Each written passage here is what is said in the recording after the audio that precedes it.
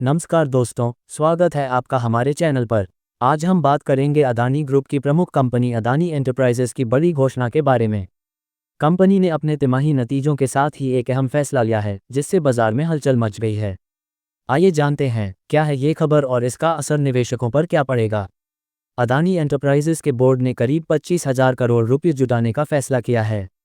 ये रकम company rights issue के जरिए जुटाएगी। इसका मतलब है कि कंपनी अपने मौजूदा शेयर धारकों को नए शेयर खरीदने का मौका देगी।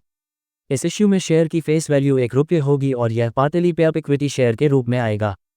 यानी निवेशकों को शुरुआत में पूरी रकम नहीं चुकानी होगी, बल्कि किस्तों में भुगतान किया जाएगा।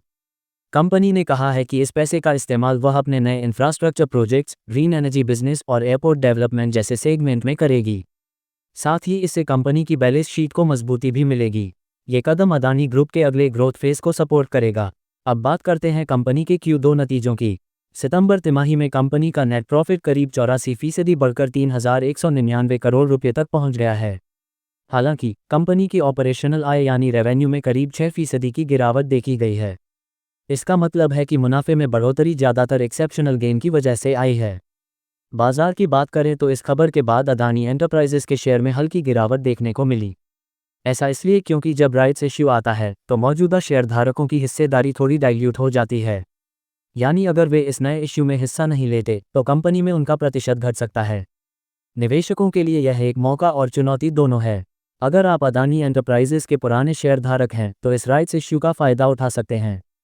वहीं अगर आप नए निवेशक हैं तो कंपनी के फंड रेजिंग और प्रोजेक्ट्स को देखकर लंबी अवधि के लिए निवेश पर विचार कर सकते हैं।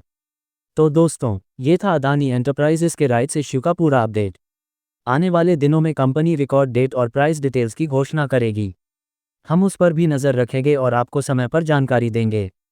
अगर आपको यह वीडियो जानकारीपूर्ण लगी हो तो इसे लाइक करें, शेयर करें और चैनल को सब्सक्राइब करना ना भूलें। मिलते हैं अगले वीडियो में एक नए अपडेट के साथ।